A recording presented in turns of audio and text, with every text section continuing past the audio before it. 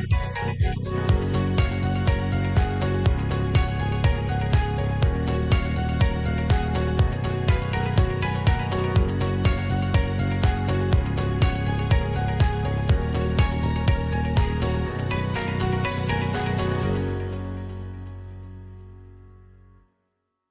buenos días, un gusto saludarles desde la Dirección Ejecutiva del Proyecto Mesoamérica.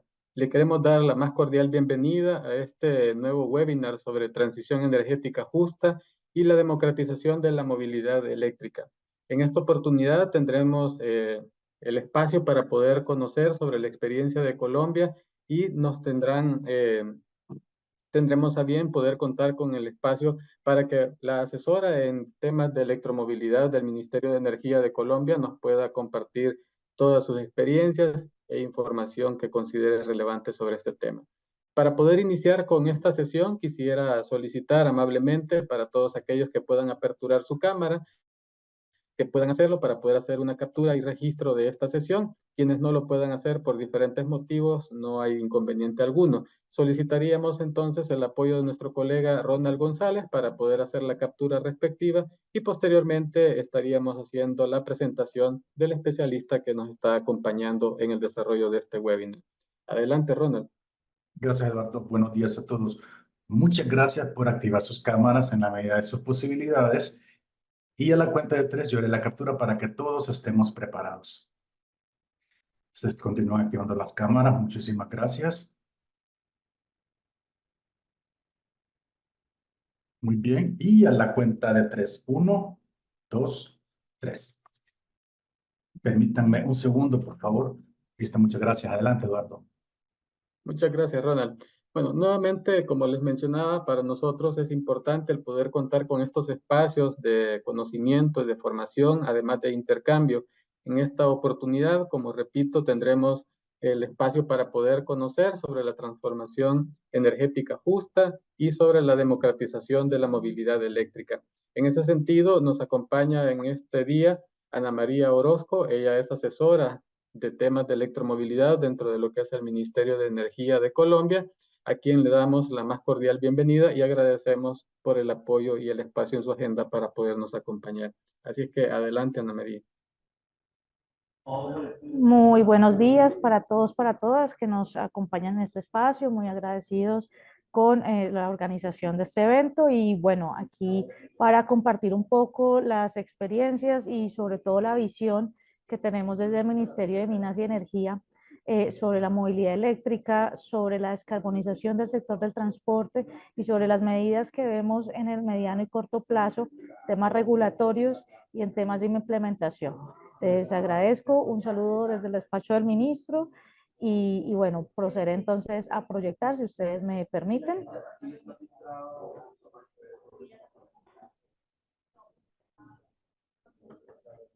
Sí, adelante. Gracias. Consulto cuánto espacio de tiempo tenemos para la presentación. El desarrollo del webinar está planificado para 1 hora, así es que cuenta con tiempo suficiente. Listo. Un minuto, por favor.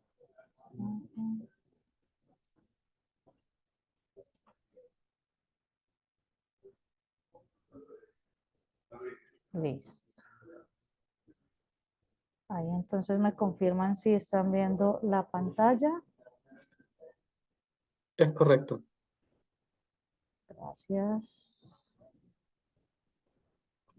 Listo. Bueno, entonces un breve contexto antes de entrar el tema de electromovilidad y por qué desde este ministerio estamos fomentando la transición energética justa. En el año pasado tuvimos la oportunidad de realizar unos modelos energéticos, entendiendo la demanda energética de cada sector de la economía.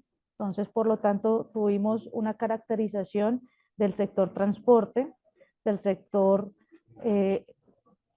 todos los modos de transporte incluidos, fluvial, férreo, terrestre, aéreo, fluvial, y esto nos dio unos índices de cómo se estaba usando la energía. Adicionalmente, también hicimos un modelado para la demanda energética del sector industrial y la demanda energética del sector residencial. Eso nos arrojó como resultados cómo se está consumiendo hoy en día la energía en nuestro país. Con datos que son en ese momento, pues nuestra línea de base, puedo comentarles que el sector transporte es el más intensivo en consumo energético. De toda la matriz, si lo vemos desde la demanda energética, el transporte se lleva un 44%, y eso es dato 2021 de la Unidad de Planeación Minera Energética, de toda la demanda nacional. Haciendo una serie de proyecciones, podríamos inferir que a este año, desde el 2021 al 2024, hemos tenido un aumento, y lo hemos corroborado con las cifras internas, de esa demanda que puede llegar a un 50%. Entonces estamos hablando que en Colombia la mitad del consumo energético nacional, o sea, demanda final, se la lleva el sector transporte, entre un 44 y un 50%. De este Perdón, Ana María, 50, solo sí, está congelada la primera sí, sí, diapositiva. Ah, sí, perfecto, gracias. estoy dando una pequeña introducción, lo demás ya es electromovilidad, gracias. Eh, entonces, esta energía se condensa esencialmente en un 92 a 95% de combustibles o energéticos fósiles, donde lo más predominante es con combustible diésel y en segundo lugar gasolina. Entonces, estamos hablando que si bien tenemos una matriz energética desde el lado de la oferta limpia, Colombia tenemos hidro como principal fuente de energía. Desde el lado de la demanda tenemos el panorama completamente opuesto, y es una participación en su mayoría y casi en su totalidad de fósil. Entonces, eso nos hizo replantear una hoja de ruta. La hoja de ruta, que es un instrumento de política pública que hoy en día lo estamos usando no solamente al interior de este ministerio, sino otras carteras para dar luces, no necesariamente imponer metas, sino dar luces de hacia dónde las políticas públicas basadas en información técnica y modelos matemáticos nos pueden llevar a acciones concretas, tanto de descarbonización como de eficiencia energética. Entonces, de entrada dibujamos que el sector transporte tiene un alto potencial para esa descarbonización, para esa eficiencia y para un eje adicional que lo hemos contemplado como gobierno nacional, siguiendo la directriz de presidencia, y es reindustrialización. Entonces, pensar un poco en cómo descarbonizamos, pero a la vez que esa descarbonización tenga un fuerte componente en la industria nacional, porque aquí estamos hablando de fuentes de energía renovables, sustitución de vehículos, aumento, mejora de estándares de la tecnología, estandarización de procesos y logística, y muchos de estos temas son acuñados por tecnologías, y esa tecnología tiene un alto potencial de ser producida una parte de la cadena de valor en Colombia y en la región latinoamericana. Entonces, ahí vemos cómo la transición energética justa no necesariamente llega a una descarbonización absoluta, sino también a darnos visos de hacia dónde las economías verdes pueden comenzar a despegar también, dando respuesta a los nuevos mercados. Entonces, esa es un poco la introducción de por qué nosotros hemos planteado para todo un país una transición energética donde el componente de justicia está dado por la gradualidad de las medidas, es decir, no se espera que esto tenga unos cortes rotundos 2026 o 2030, sino por el contrario, un entendimiento social y ambiental de quienes afectan ese tipo de medidas de descarbonización, tanto industria como usuarios, para dar unos lineamientos en política pública que debe convertirse a su vez en proyectos de implementación o proyectos estratégicos como país. Otro tema que tenemos dentro de esta visión de transición, pues entendiendo la gran cantidad de energía que consume el transporte, es pensarnos la reestructuración de cómo vemos una matriz energética basada en la electricidad, básicamente una matriz limpia. Y en eso entonces ya comenzamos, perdón, voy a quitar esto, ya comenzamos a ver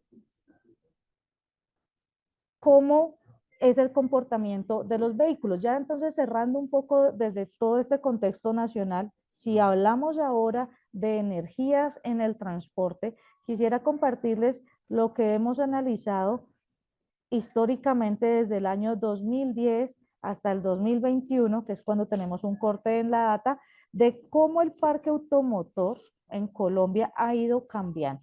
Recuerden que el parque automotor de Colombia pues se compone por todo tipo de categorías. Acá en Colombia el sistema férreo apoya algunos procesos, pero la gran cantidad de movilización en temas de carga es terrestre, tenemos también aéreo, pero digamos que nuestra movilidad es muy terrestre. Disculpen un minuto.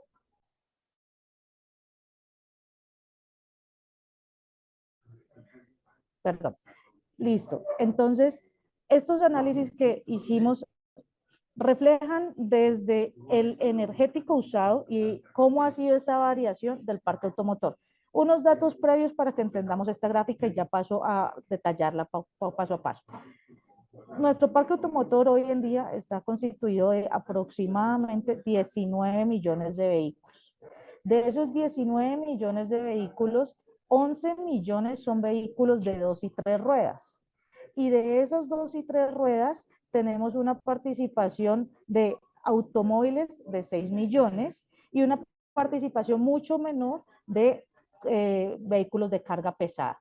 Sin embargo, la modelación nos ha dado como que el gran consumo energético está en carga pesada, a pesar de que el número de vehículos es menor, dado que el kilometraje y el uso intensivo de combustible fósil, específicamente diésel, pues nos lleva a que una pequeña cantidad de vehículos, que son menos de 300.000, consumen más del 50% de toda la energía que ya, digamos, ya es grande dentro de la matriz energética nacional. Entonces, ese es un pareto muy claro para nosotros y ahí comienzan nuestras posturas de cómo descarbonizar cada uno de los sectores.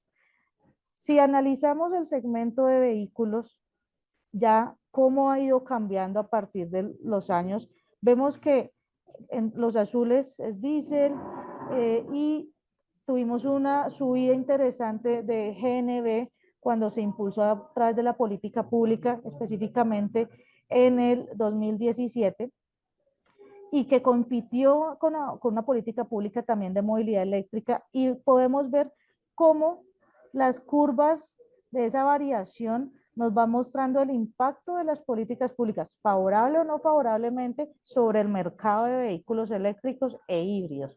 ¿Qué quiero decir? Cuando se impulsó el gas natural para vehículos hubo un gran auge y duró más o menos unos 4 años hasta que comenzó a haber un deterioro de las autopartes, dado que aquí no entraron vehículos, entraron pero es muy pequeño, entraron una participación muy pequeña de vehículos nuevos dedicados, pero la mayoría que fueron usuarios del gas fueron reconversiones que a los 2 o 3 años comenzaron a mostrar algunas fallas mecánicas por la fricción de las partes al cambiarnos de un sistema húmedo a un sistema seco, y digamos que vemos cómo el mismo parque automotor da respuesta a eso y comienza a caer esa tendencia de uso del gas. Ahora, analicemos un poco diésel y gasolina. Entendemos que el diésel, por ejemplo, es uno de los mayores desafíos para nosotros porque es carga. Y la carga en este momento para Colombia no es muy electrificable o no es tan prefactible electrificar por nuestra topología y por las altas demandas de las toneladas que se transportan. Estamos hablando de recorridos de más de 500 kilómetros, pasando cumbres de más o menos 3.000 metros sobre el nivel del mar con cargas de 40 toneladas. Entonces, son unas condiciones bastante complejas para electrificar en este momento. No lo vemos para el futuro, digamos, sí lo vemos un poco más posible. En este momento con la tecnología y con los costos no lo vemos, pero para carga tenemos otras estrategias. Sin embargo, donde sí vemos mucha la electrificación, y ustedes ven esta franja naranja, es los vehículos eléctricos, y esta morada son los híbridos. Y estas curvas, estas sensibilidades que aparecen en ciertos puntos, son regulaciones que han entrado y que tienen que ver con incentivos que se le han otorgado a vehículos de cero y bajas emisiones.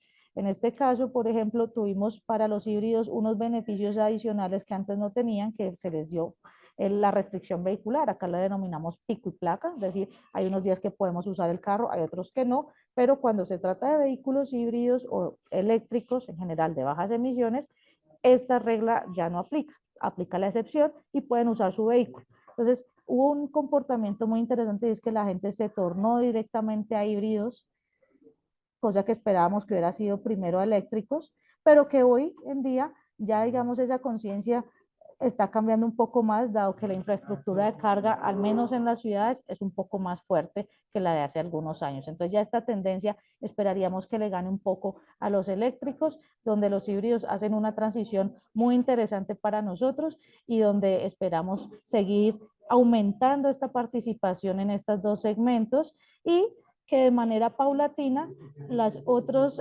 combustibles fósiles comiencen a tener un decrecimiento paulatino acorde a las prácticamente características sociales de quienes hoy, sociales y económicas de quienes hoy son dueños de esa flota. Entonces, ese es el panorama de hoy en día en Colombia. Este es el parque automotor y su comportamiento en energéticos. Tiene un comportamiento creciente, es decir, cada año registramos más vehículos. Sin embargo, para nosotros un tema de movilidad sostenible no es solamente hablar de vehículos, no es solamente hablar de energéticos, sino de un sistema sostenible en temas de transporte y movilidad.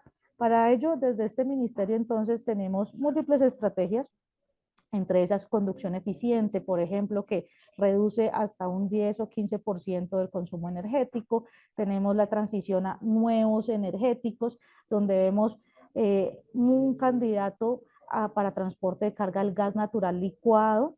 Es una variación del gas natural donde tenemos una densidad energética mucho mayor y donde con este tipo de energético, que es el mismo gas natural, pero condensado o licuado más bien, tenemos la posibilidad de tener más potencia en nuestra topografía en estas situaciones de montaña. Colombia tiene 3 cordilleras, ambas con alturas considerables, entonces digamos que para nosotros el tema topográfico es determinante para considerarlo en nuestras decisiones.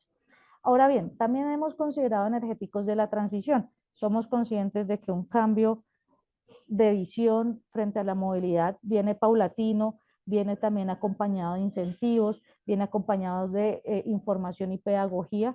Entonces, tratamos de tener una combinación y una diversificación de esa matriz energética donde el parque automotor pues juega un rol importante de cómo las mayores gremios o segmentos del transporte pues se llevan la energía. Entonces, una mirada importante es al segmento de 2 y 3 ruedas, que es más del 50% de este parque automotor y donde es creciente. Miren, esta cifra ya está desactualizada, ya hoy tenemos 19 millones de vehículos de acuerdo a Mintransporte. Entonces, esta es nuestra política muy en general, una visión de cómo Colombia quiere descarbonizar y es con una combinación de nuevos energéticos, unos energéticos de la transición que pueden ser de bajas o cero emisiones o pueden ayudar a esa descarbonización, por ejemplo, el uso de biocombustibles en la mezcla, como también tenemos otras estrategias explorando qué pasaría con el hidrógeno en algunos años. Bueno, digamos que estamos en esa tarea constantemente para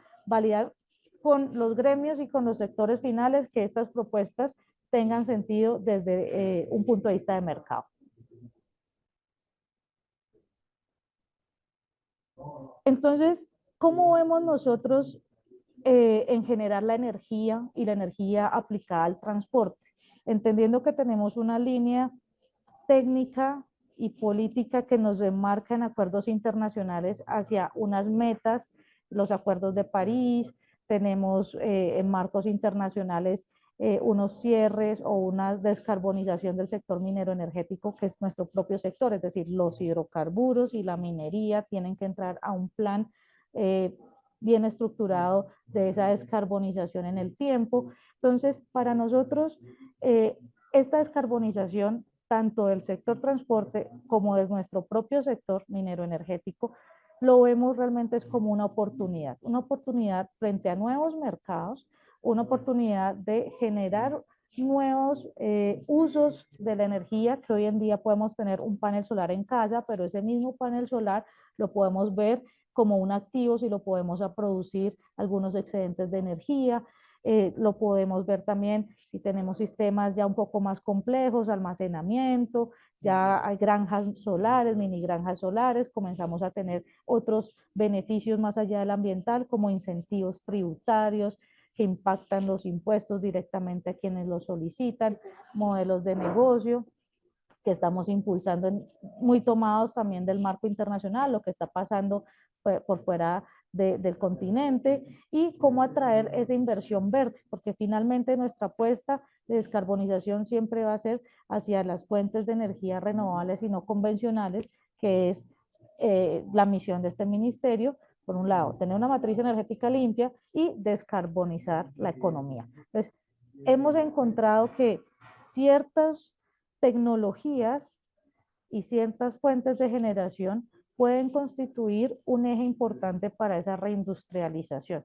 No vemos cómo países como el nuestro se enfrenten a una descarbonización solo a punta de importaciones, importación de paneles, importación de cables, importación de vehículos, sino que queremos aprovechar ese momento para identificar esas capacidades para llevar un poco a los lugares que estamos descarbonizando, tipo hidrocarburos o minería, para ahí pensar en clústeres que nos puedan proveer de esos insumos que hoy en día estamos importando en la mayoría. Entonces, para nosotros realmente tener y contar con una geografía tan directamente instalada en el trópico, donde tenemos una generación solar y fotovoltaica, donde tenemos la capacidad de generación hídrica, donde también estamos ya entrando en temas eólicos offshore, es la imagen que están viendo.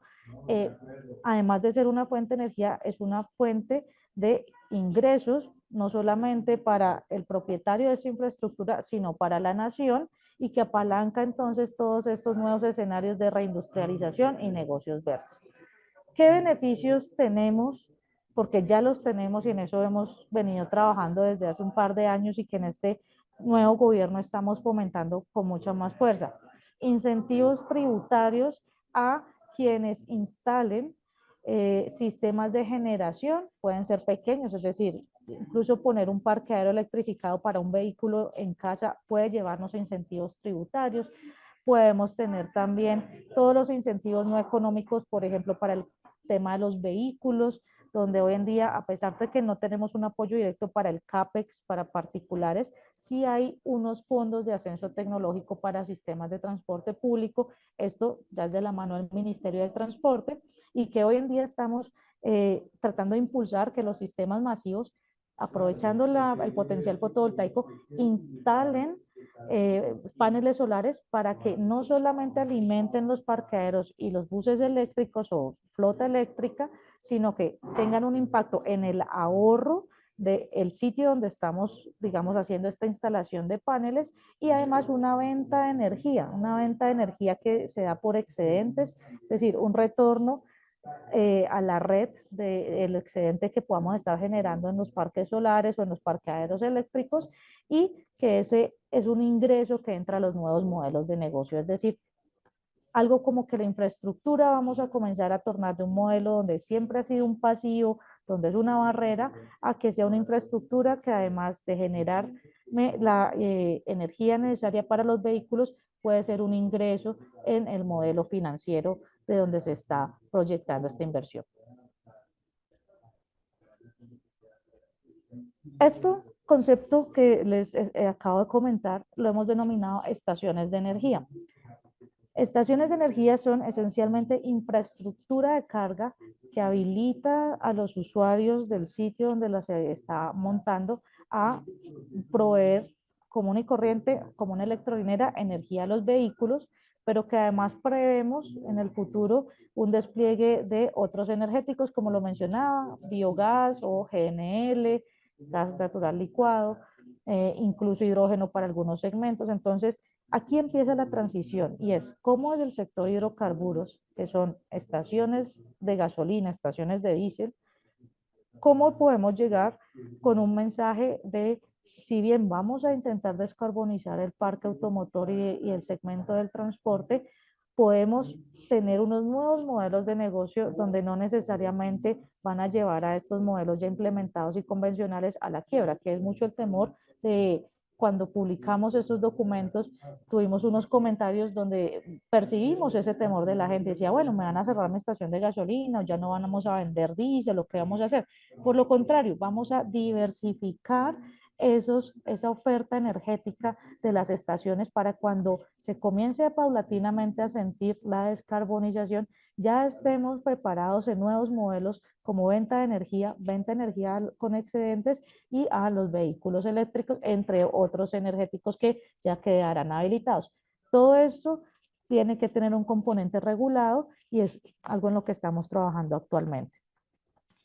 Adicionalmente, hemos validado con nuestra propia implementación, tenemos en construcción en este momento una estación de energía en una estación de gasolina, es un hidrocarburo, donde ya hoy estamos viviendo esa transición. Entonces, ese piloto que además está en una ruta importante en Colombia, que hoy en día no es eléctrica todavía, que es Bogotá y Cali, nos va a proveer esa información de realmente, no solamente en rendimientos financieros, sino en la capacidad de volvernos proveedores de energía en puntos estratégicos del país. Ahora vamos a ver dónde están estas estaciones y porque estamos trabajando mucho en este concepto que queremos que se apropie en el país y que las electrolineras pasen a ser ese concepto un poco más global con paneles solares y con venta de energía, que es la forma en que estamos llegando a un cierre financiero de la infraestructura, que es algo bastante novedoso.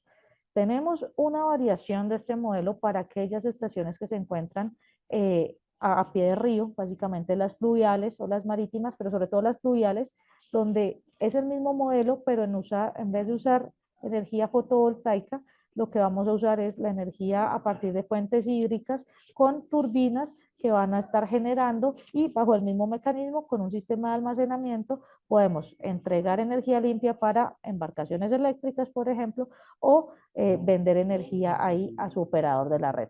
Entonces, esto es un poco como nosotros visionamos y como hoy estamos entendiendo esa infraestructura.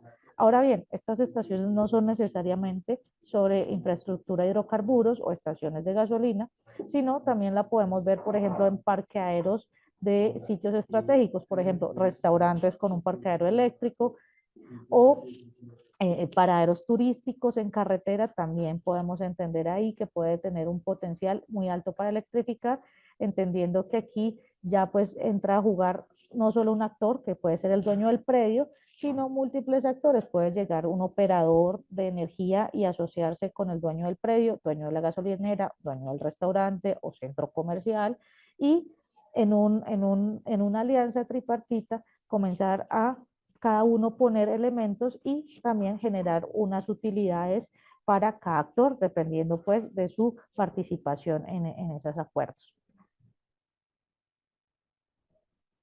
Entonces ya viendo un poco nuestros escenarios, aquí ustedes pueden ver el potencial energético de generación de energía solar en Colombia. Y si hacemos un cruce con las vías nacionales, ahora vamos a verlo, vemos que donde hay más potencial de generación es precisamente por donde hoy en día la carga tiene unos corredores viales y los pasajeros también se mueven digamos, en estas direcciones. Entonces, coincide bastante bien donde tenemos un alto potencial solar por donde las vías que queremos en un principio electrificar. Pues vemos que el país en general tiene un potencial muy alto y por eso estamos tratando de aprovecharlo. En ese sentido, la movilidad eléctrica pues ya entra con un rol muy fuerte a determinar ciertos segmentos donde la primera medida de descarbonización, en efecto, es la movilidad eléctrica. ¿En qué segmentos?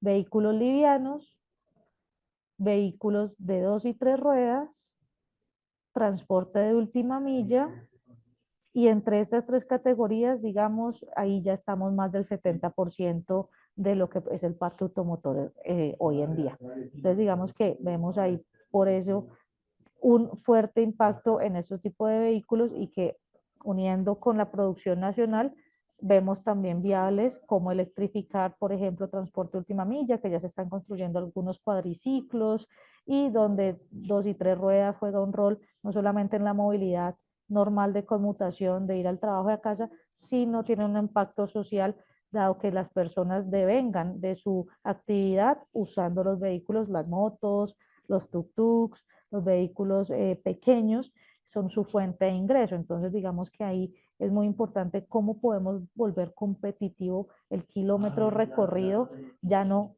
con precio de galón, sino con precio de kilovatio hora, y no solamente el precio de kilovatio hora consumido de la red, sino autogenerado en sitio a través de fuentes de energía renovables. Entonces, nuevamente, vemos un potencial muy alto en esa electromovilidad con diversos usos. Aquí nos falta incluir también transporte fluvial, donde hay un ejercicio bien interesante para descarbonizar también este modo. Nuevamente, el ejercicio ha sido muy riguroso en impactos económicos. Si esto no tiene un atractivo desde el punto de vista de los inversionistas, desde el punto de vista empresarial o industrial, digamos que para nosotros pues pierde el impulso ya en sí de una política pública.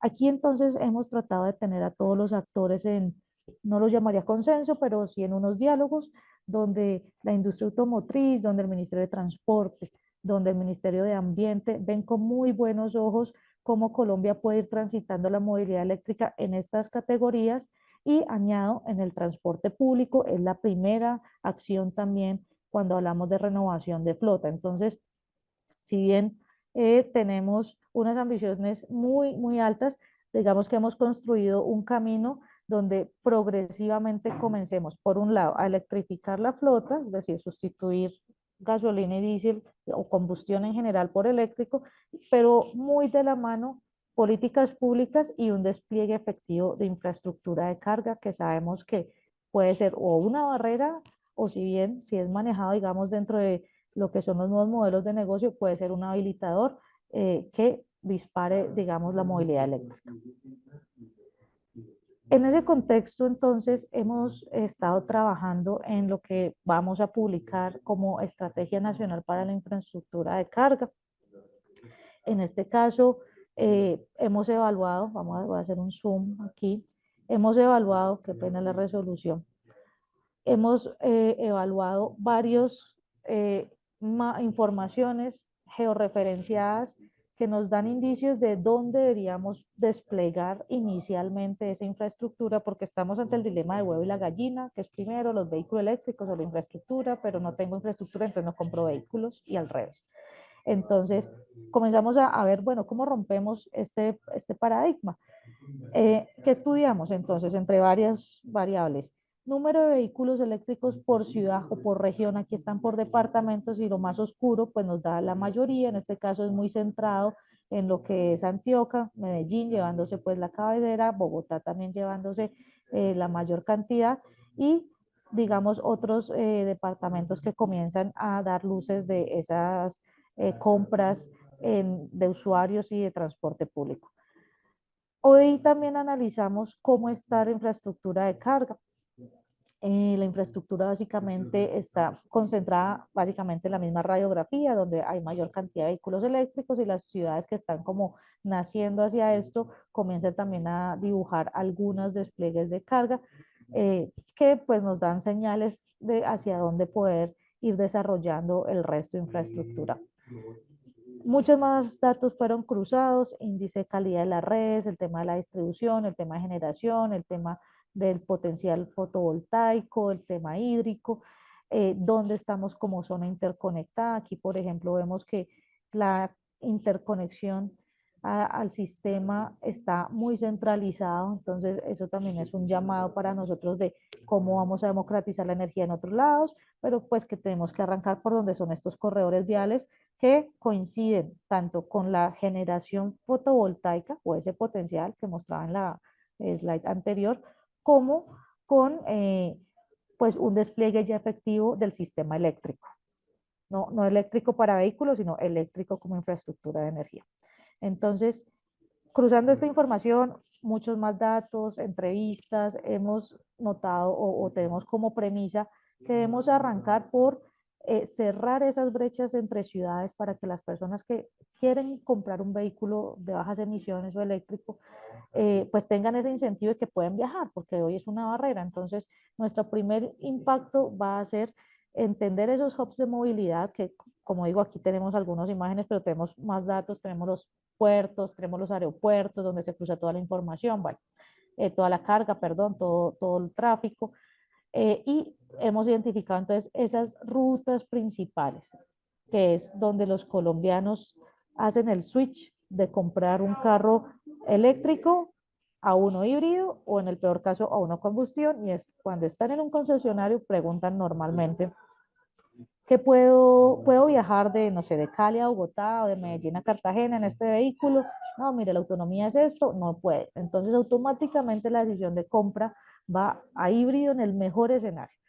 Entonces, para nosotros comenzar a cambiar ese modelo que hoy tenemos, hemos entonces identificado zonas geográficas, o estamos en esa labor, zonas geográficas donde con algunos puntos de carga podemos cerrar esas brechas que ya hoy la misma industria y los mismos actores han comenzado a electrificar, pero dado las inversiones tan altas, digamos que no ha sido posible comenzar a hacer un despliegue masivo de infraestructura. Entonces, esto es parte de esa estrategia, es darle ese impulso, dando a los inversionistas o a los actores interesados en despliegue de infraestructura, unos mecanismos de financiación que ya hemos evaluado y a dónde podemos ir.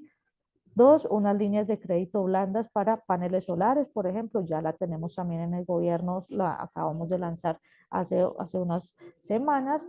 Y tres, unos incentivos a unos modelos de negocios con rentabilidad, cosa que antes no teníamos esa rentabilidad y por lo tanto los modelos no estaban cerrando ni a 8 años ni a 10 años porque con la demanda de vehículos proyectada cerraba muy incipiente, casi no cerraba. Cuando ponemos al modelo ingresos por venta de energía con excedentes, porque somos capaces de generar en el sitio, es decir, generación distribuida, podemos tener un cierre financiero de una estación de carga que puede estar entre 75.000 y 80.000 dólares, la infraestructura con paneles solares. Podemos tener un cierre financiero de esto entre 4 y 5 años y con una TIR entre 24 y 27%. Entonces, una tasa de retorno sumamente atractiva, considerando que la demanda de vehículos eléctricos pues, va a tomar una curva para llegar como a esas metas que nos hemos propuesto. Entonces, primera fase, rutas intermunicipales, vías principales prácticamente. Segunda fase, ya vamos entonces a las coberturas dentro de la ciudad, donde ahí pues ya las empresas, las instituciones públicas ya han comenzado a desplegar estaciones de carga, digamos, ya muy autónomamente, donde centros comerciales comienzan a vender energía para vehículos eléctricos a cambio de algunas horas de parqueo o algunos modelos de negocio, digamos, interesantes para los usuarios finales. Esto entonces es un poco esa ya visión a largo plazo de nosotros cómo vemos y qué quisiéramos entregar.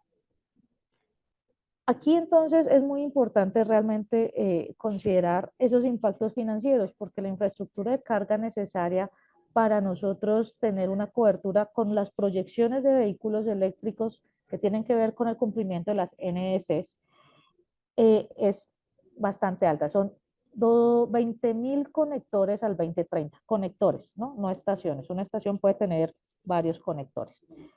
Entonces, son 20.000 y hoy tenemos menos del 10% en el país. Hoy tenemos más o menos 500, entre 500 y 600 estaciones. Algunos datos están registrados, otras no están registradas. Entonces, bueno, asumimos unas 600 y esas 600 que cada una tengan 3 puntos al menos, estamos hablando de 2.000 puntos de 20.000 más o menos, que es la meta al 30. Entonces, para hacer un estímulo de estos modelos, de esta infraestructura, nosotros nos hemos puesto un poco de parte de los lados de los inversionistas, de los empresarios, de los que hoy tienen esa necesidad, ya sea porque tienen una flota pública o privada, o ya sea que quieren hacer unas inversiones en modelos de negocios verdes. Entonces, para ello, ¿qué hemos visto que podemos tener? como infraestructura de carga.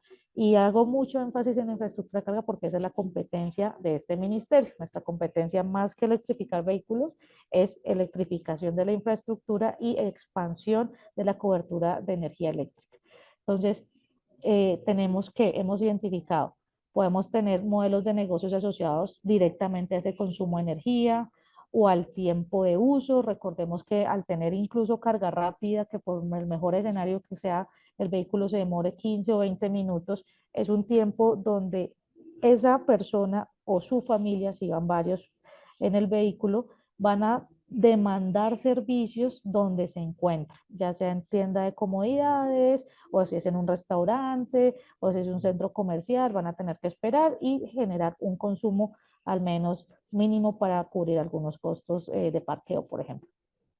Hemos también investigado y estamos modelando muy en detalle cuál es el impacto de, uno, la electromovilidad en la matriz energética, que es nuestra competencia, y dos, un modelo tarifario que sea dinámico y que pueda hacer una gestión eficiente de los recursos, porque sabemos que la electromovilidad tiene unas horas valle, unas horas pico de carga, sobre todo en las noches, una vez llegamos del trabajo, se carga el vehículo, y si la matriz energética no está preparada para un impacto de este tipo, digamos que vamos a tener pues ciertos resultados negativos de ese servicio de energía.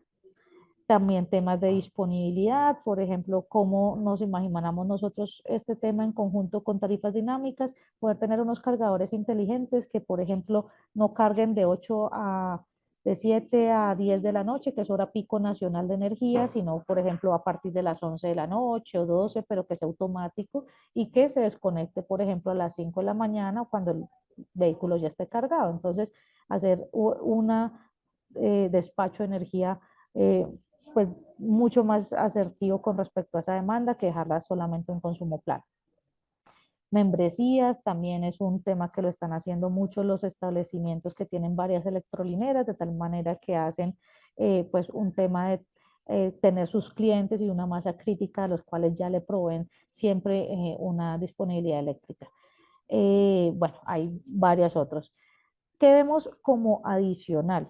Adicional a ese ingreso, pues vemos el ahorro que ya es muy perceptible, sobre todo en las estaciones de gasolina. Por ejemplo, hemos hecho modelos financieros donde se puede llegar a impactar hasta 1/3 en el ahorro del consumo de la factura eléctrica. Un tercio mensual de un año, digamos, pues funciona bastante bien para la operación de cualquier negocio.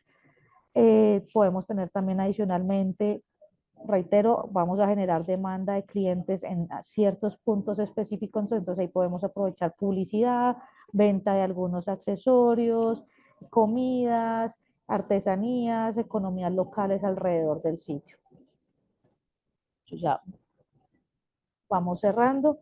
Quisiera solo mostrarles para cerrar dos temas puntuales que estamos haciendo como ejemplo de esto que hemos venido conversando, y es, estamos en el ejercicio de electrificar al menos un par de rutas donde el tránsito sea bastante importante. Aquí estamos conectando el Pacífico, aquí hay un puerto principal de Colombia, que es en Buenaventura, Pacífico, acá, y tenemos acá el puerto Caribe. Todo pasa por el centro, casi toda la carga va en dirección al centro y se dispersa nuevamente a las regiones. Entonces, una vía principal es Bogotá, Valle del Cauca, específicamente a Cali, ciudad importante, y donde ya habían unos esfuerzos, los que están en verdecito, ya habían unos esfuerzos de actores que ya están, digamos, en el tema de electrolineras o estaciones, que ya son gasolineras hoy en día y que están transitando. Como ministerio, entonces, aprovechando la COP16, estamos implementando a manera de piloto una estación de energía acá en la línea. Esto es montaña, aquí subimos a 300 metros sobre el nivel del mar, entonces es muy pertinente cargar antes de empezar la subida, y hay dos a la bajada, o en el regreso pues sería al revés. Y estamos planeando una segunda en este plano, esto es valle, pero hay unos kilómetros sin cobertura. Entonces, nosotros mismos queremos entender si esta dinámica financiera y económica realmente va a tener un impacto en la descarbonización. Creemos que sí, y como les decíamos, pues ya al tener el piloto ya comenzamos a bajar a costos estos millones de pesos En Colombia esto puede ser $80.000 y una TR muy atractiva para los financiadores o dueños de estaciones o terceros que quieran asociarse a dueños de precio.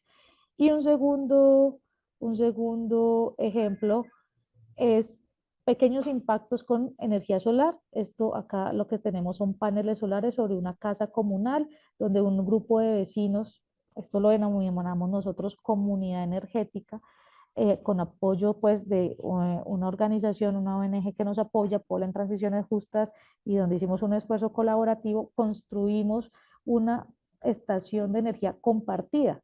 Entonces, en un barrio en La Guajira, donde la energía eléctrica escasea bastante, se construyó entonces un sistema de recarga para motos eléctricas. Aquí ven una moto pasando por unas condiciones muy duras, está bajando de una montaña cargada y digamos que esa es la economía local.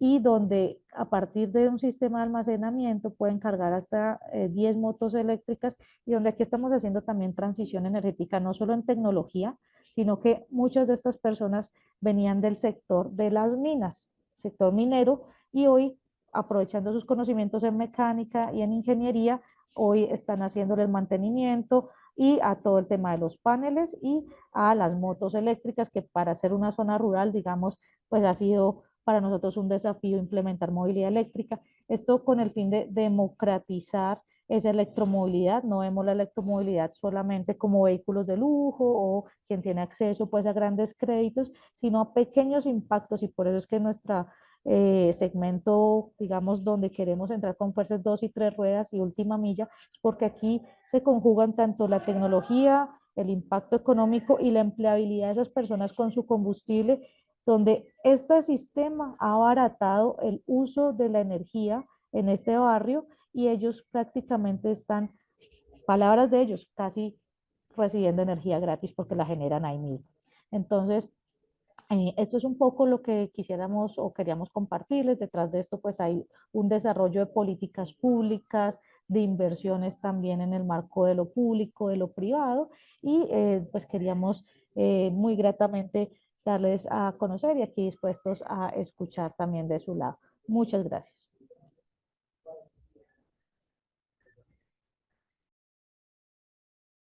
Muchísimas gracias, Ana María, por esta presentación con mucha información que obviamente es relevante y que nos muestra los avances que se han tenido y el abordaje que se ha hecho de manera estratégica e integral. Quisiera entonces consultarle a los participantes si tienen a bien poder hacer algún comentario, alguna consulta. Pueden abrir su micrófono. En caso de que tengan alguna dificultad, también pueden hacer uso del chat y con gusto vamos dándole lectura a los comentarios que nos puedan compartir. Creo que tenemos un comentario. Nos consultan si esta sesión será grabada y si se podrá compartir la misma. Ya habíamos compartido allí el enlace. Comentarles que dentro de lo que es el proyecto Mesoamérica tenemos una plataforma que se denomina Cooperasur, en donde alojamos nosotros los diferentes webinars que desarrollamos. Ahí está el enlace para que ustedes puedan visitarlo y obviamente estará disponible en el transcurso del día, a más tardar mañana. ¿Alguien más desea hacer Hola, alguna Armando consulta? de Panamá. Adelante, Armando. Me gustaría que me explicaran un poquito más detallado sobre la línea de crédito para la compra de paneles solares, si son fondos del Estado y si eso es abierto para todos o para familias de ingresos medios y bajos.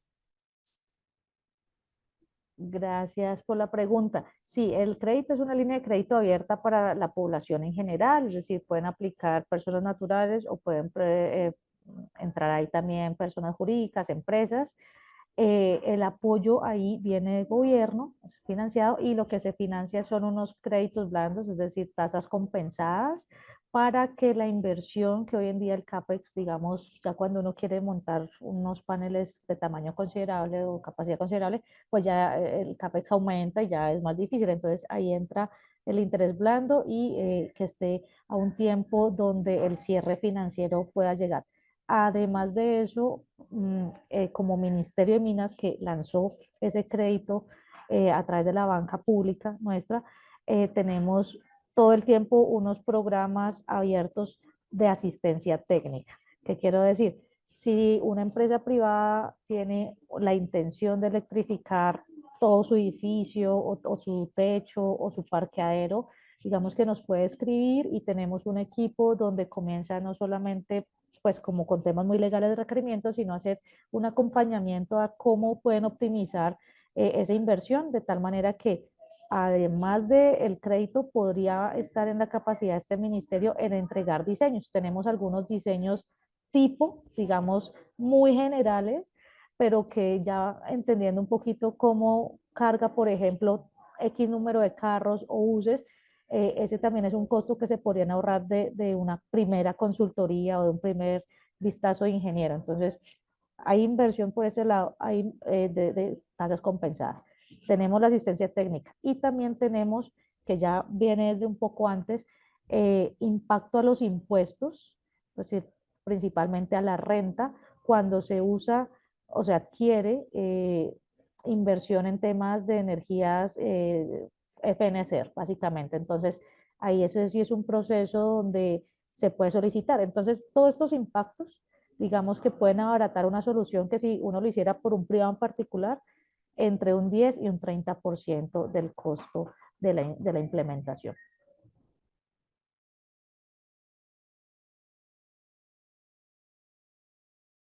Tenemos una consulta, Ana María, y nos dice, perdón, que se me movió, pero hacía referencia al tema de los buses. Ah, ¿se ha trabajado el transporte público como buses eléctricos? Sí, de hecho es una de nuestras banderas más fuertes, donde el programa de ascenso tecnológico está enfocado a sistemas públicos. Tenemos al menos 9 ciudades que están en el proceso ya activo con presupuesto asignado de la nación para hacer renovación de flota a eléctricos. Eh, Tenemos acompañamiento también para lo mismo, infraestructura de carga, es decir, que los operadores de transporte público, que sabemos que el núcleo es transporte, no energía, puedan apoyarse en este ministerio para hacer esos diseños de despliegue de fuentes de energía renovable para, o baterías para esa generación y donde pues las políticas públicas, la base de nosotros es el sistema de transporte público, iniciando, digamos, como un ejemplo nuestro acá, Metro Cali, Metro Cali es en Cali, perdón, pero también es un ejemplo, Transmilenio acá, Medellín también, y donde la línea es una cofinanciación nacional, donde la nación aporta el 70% de la inversión y la localidad, la municipalidad, la ciudad en sí debe aportar el 30%. Entonces, digamos que sí hay un impulso bastante fuerte al transporte masivo y el articulado en temas de BRT. Bueno, está abierto el micrófono por si alguien desea hacer alguna valoración o consulta adicional. Está abierto también el chat como para poder compartir. Ahí hemos trasladado nuevamente el enlace para que puedan estar pendientes para poder ver la grabación de esta sesión. Mientras se anima alguien más, Ana María, y perdón por el abuso, quisiera hacer quizás un par de consultas. Pero antes hacen referencia a Cinia Rodríguez, que cuál es la disposición final de las baterías de los carros eléctricos. Muy buena pregunta. En este momento tenemos 2 empresas que están haciendo, son privadas, digamos, sabemos porque estamos en conversaciones con ellos, están haciendo un diagnóstico individual de las celdas de una batería y donde cada una de esas celdas que tienen más o menos 90% todavía de uso, porque la celda cuando se daña es porque se dañan algunas, no todas, las sacan y las reestructuran en una nueva y le dan una segunda vida. A partir de esas experiencias, entonces nosotros desde este año tenemos una consultoría para que nos dé unas luces ya más fuera de una empresa o dos que lo hacen muy bien en ese momento, nos dé esas luces de gobierno de cómo podemos impulsar ya una política nacional. Entonces estamos trabajando en ello, donde esperamos con el Ministerio de Ambiente llegar, digamos, a una disposición efectiva o reciclar lo que más se pueda y dándole un segundo uso porque nosotros acá, desde este ministerio, el tema de baterías no es solamente para vehículos eléctricos, sino también para los sistemas de energía, que son ya un almacenamiento con unas capacidades mucho mayores. Entonces, sí es un tema crítico, estamos estudiando, todavía no tenemos una política para ello, pero está como en la agenda conversado para una vez tener ciertos conceptos y guías técnicas, pasar a unas políticas que nos lleve a esa disposición. Eh, Perfecto. Adelante, Armando, Armando, adelante. nuevamente de Panamá. Ya que están hablando de disposición final de algunos materiales usados para los paneles fotovoltaicos que se deterioran, se dañan, han tenido alguna experiencia, ¿verdad? E inclusive para los inversores también que se queman. Aquí en Panamá ha habido casos y entonces se envían a Europa, que es muy lejos, hay que, como la ley, tenemos una ley que permite que exoneración de impuestos, entonces estamos exonerando impuestos de equipos deteriorados para que lo mejoren y queríamos ver si han hecho ustedes algún ejercicio sobre eso. En esos temas nos están apoyando algunas universidades. Digamos que nosotros aquí no hacemos investigación como tal, pero sí hay varios centros que están evaluando desde nuevos materiales, materiales translúcidos y flexibles como para ventanas, todo en ese momento de investigación o prototipado que, digamos, aumenta considerablemente el costo de la tecnología. Otros temas que sí se han usado acá como para eso es para granjas fotovoltaicas, una cubierta que permite bajar la temperatura, la radiación básicamente impacta y donde el techo ya no es tan caliente que permite abajo tener algo de siembras o algunos cultivos. Digamos que eso es como lo máximo que hemos hecho, como tener unas coberturas, pero esto nos genera, claro, más mano de obra que de nuevo estamos intentando es capacitar a la gente local, porque sabemos que pues el tema de llevar a una región apartada es sumamente complejo. Estamos tratando de transferir capacidades a los locales que reciben este tipo de soluciones y que ellos sean los que se apropien de esas tecnologías y le hagan los mantenimientos. O sea, un poco por el OPEX de eso, pero técnicas ya un poco más allá de lo que las universidades pueden estar haciendo, no hemos llegado a implementar todavía. Perfecto, muchísimas gracias. Solo para cerrar ese punto, Ana María, nos comenta Cinia que en el caso de Costa Rica también ha sido un factor bastante negativo el tema de las disposiciones finales de las baterías. Solamente quería cerrar con ese comentario y nos pide el uso de la palabra José Luis Solís. Adelante, José Luis. Gracias, Eduardo. Buenos días a todos. Ana María, muy buena presentación.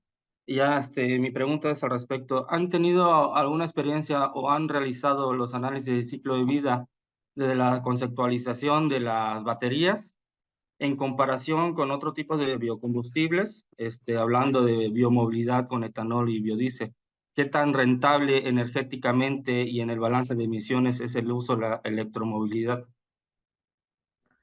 Listo. El ciclo de vida entero tendría que consultar porque desde este lado hemos revisado vehículos y baterías, tendríamos que cotejar un poco con el tema de biocombustibles.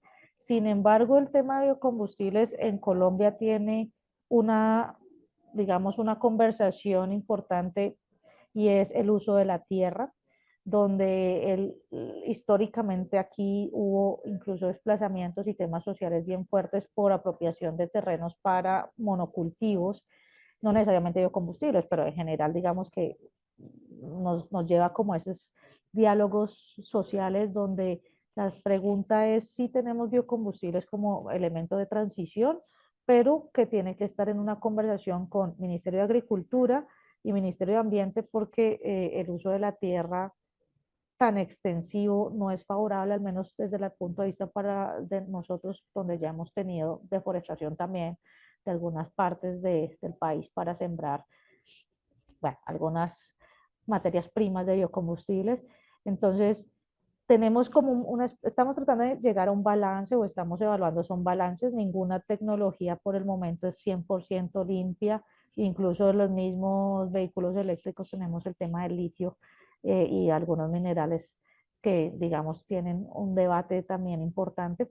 Entonces, sí se han hecho análisis, no sé si en el rigor que nos hace la pregunta, pero digamos que siempre le ponemos la mirada social antes de solamente una decisión técnica o tecnológica o descarbonización, y es esos impactos sociales y ambientales frente a una política pública pues que puede impactar económicamente el país. Buenos días, Adelante, Jaime. buenos días. Gracias, don Eduardo y Ana María. Yo tengo una consulta, es relacionada, yo trabajo para el Poder Judicial en Costa Rica. Yo tengo una consulta relacionada es con la cantidad de tiempo de carga de los vehículos eléctricos. Tal vez si usted me puede decir ahorita, Ana María, cuál es el promedio de carga de un vehículo eléctrico. No sé si eso depende, si es un pickup, no sé, desconozco. Pero Sí, eso es porque nosotros tendríamos que, si ahí me escucha. Ok, nosotros tendríamos es eventualmente que determinar, no es lo mismo ir a una estación de servicio y cargar diésel en 10 minutos que estar 2 horas o 3 horas o no sé cuántas horas en una gira, digamos, que tengamos que llevar, que tengamos que trasladar personas hacia otro lugar y tengamos que estar haciendo esas cargas, porque eso entonces implicaría una logística diferente. Tendríamos que cargar después o antes del servicio que nosotros vamos a dar. Entonces quisiera saber el tiempo de carga y si existe, digamos, si eso es posible reducirlo o si eso va así para largo y en algún momento pues ya se va a reducir y entonces es más importante tomar esa decisión cuando ya se reduzca el tiempo de carga o intentarlo desde ahora. Gracias. gracias. No, muy interesante esta pregunta. Realmente hay múltiples factores, no hay como una respuesta única, depende entre la potencia del cargador y la batería del vehículo. Ahí tenemos combinaciones de todo tipo. Tenemos un ejemplo de 12 buses que están usándose para temas mineros, que se cargan buses de 45 pasajeros con autonomía de 100 kilómetros más o menos, 75 a 100 kilómetros, hacen recorridos internos y se están cargando en más o menos 3 horas.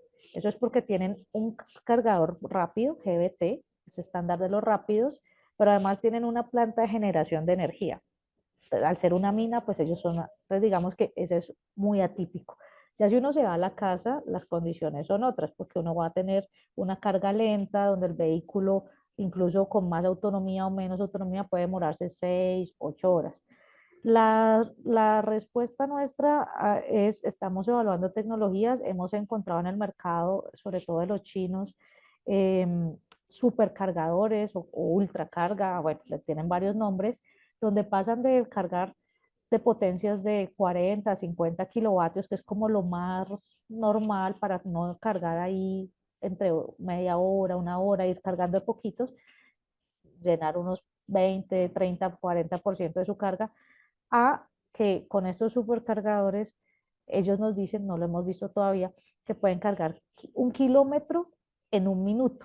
O sea, en 15 minutos uno queda prácticamente para recorrer o llegar hasta su casa o a un sitio de una carga más moderada.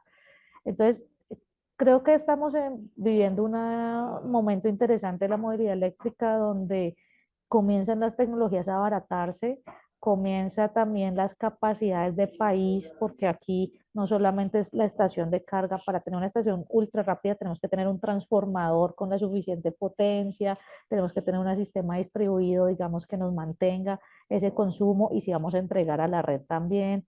Entonces, digamos que para nosotros, y reitero, esto es una oportunidad porque esas nuevas tecnologías nos van a dar a una sofisticación de la matriz o una mejora de la matriz en cuanto a distribución.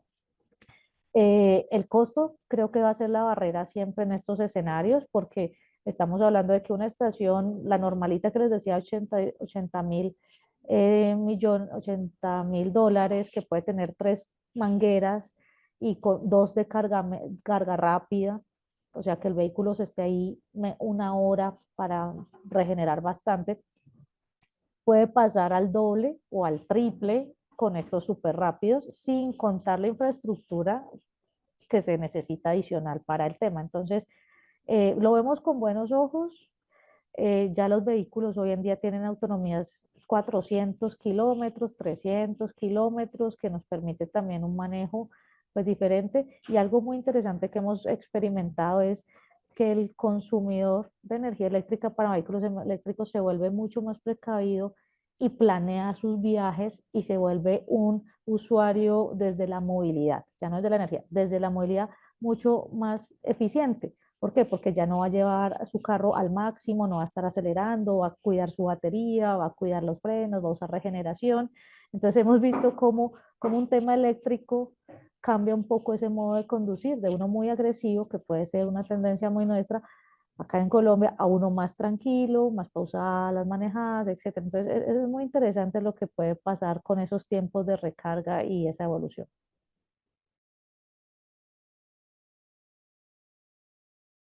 Muchas gracias, Ana María. No sé si gustan un par de comentarios que nos han dejado en el chat interno. Nos hacían referencia desde Costa Rica que este año, por ejemplo, se ha tenido falta de energía eléctrica y que inclusive han habido cortes de energía por horas, lo que ha afectado, digamos, a diferentes zonas del país.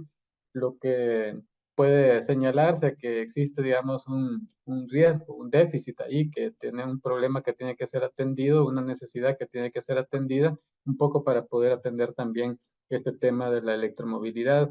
También desde Costa Rica nos hacían un comentario en función de que aún hay, digamos, un tiempo por recorrer en función de los beneficios que se puedan obtener a través del uso de los vehículos eléctricos, en función de que los tiempos de recarga, la vida útil de las baterías, los desplazamientos cortos también y que no hay una garantía de poder encontrar espacios de recarga, no dejan de ser una limitante, obviamente, ¿no? Entonces, desde Costa Rica nos comentan también esto y quería compartirlos para que todos lo pudiésemos conocer. No sé si al respecto, Ana María, tienes algún comentario. Sé que nos hemos pasado un poquito más del tiempo, pero creo que era justo el poder atender estas valoraciones y consultas que nos hacen los participantes. No sé si tienes algún comentario.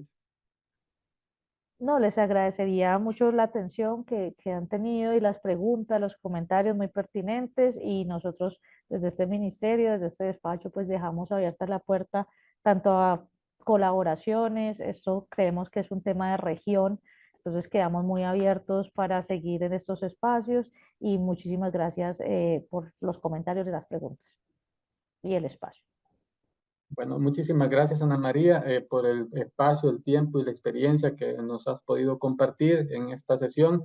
Al resto de los que nos han acompañado, también agradecemos por el interés y el tiempo dedicado para poder revisar esta grabación. Estará disponible a más tardar el día de mañana en la plataforma Cooperasur. Ahí le habíamos compartido el enlace para que lo puedan visitar y tendrán la posibilidad también de poder revisar otra información que está disponible como para uso de ustedes. Sin más, reiterar el agradecimiento a todos los que han hecho posible desde Colombia este webinar y estamos atentos a poder continuar esta coordinación y trabajo conjunto para poder seguir compartiendo conocimiento y experiencia. Sin más, muchísimas gracias. Desearles a todos un feliz día.